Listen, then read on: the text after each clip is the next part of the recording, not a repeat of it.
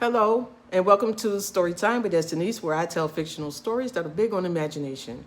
And this particular story is called The Gathering at Independence Hall. It was a strange night. The oak-paneled room in Independence Hall glowed with candlelight, though the year outside was actually 2025. A peculiar wind had blown through time itself, summoning 6 American presidents to one table: George Washington, Abraham Lincoln, Theodore Roosevelt, John F. Kennedy, Richard Nixon, and Donald Trump. They sat in silence at first, the weight of centuries pressing down on all of them. Washington straightened in his chair. His military coat was immaculate. Gentlemen, the Union was fragile in my time. We forged it in war and in sacrifice. I wonder, though, has it endured? Lincoln, tall and somber, spoke next.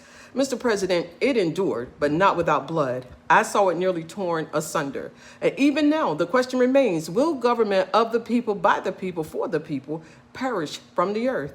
Teddy Roosevelt slammed his hand on the table, his voice booming with rough vigor. Perish? Ha, not if we fight for it. The people must be shielded from corruption, from trust, from men who place wealth above the republic. We must charge forward like rough riders at San Juan Hill.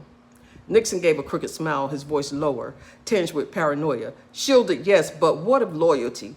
Power requires vigilance. Enemies lurk, even in the shadows of your own house. Trust me, I know.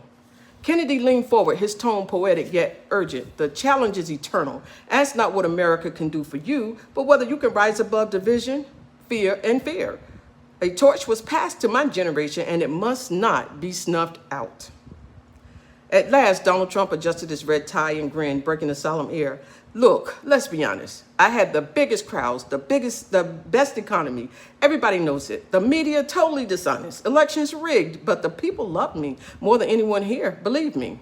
Washington's brow furrowed. Sir, a republic is not a crown to be worn. It is a trust to be guarded. Lincoln's eyes burned with quiet sadness. Boasting divides, humility binds. The nation cannot stand on ego, only on unity. Roosevelt pointed a finger at Trump. Speak of love for country in action, not in applause. Build national parks. Break the power of monopolies. Do something great. Nixon leaned closer to Trump, voice almost conspiratorial. Careful, Donald. Enemies circle when you least expect. Power slips away. Tapes roll. Allies betray. Kennedy, half smiling, added, history will judge. It always does. Sometimes with mercy, sometimes with fire. Trump waved him off, leaning back in his chair. History loves winners, and I was a winner. I still am. You'll see. The wind stirred again, rattling the windows. One by one, the presidents faded back to their centuries, their voices echoing in the chamber.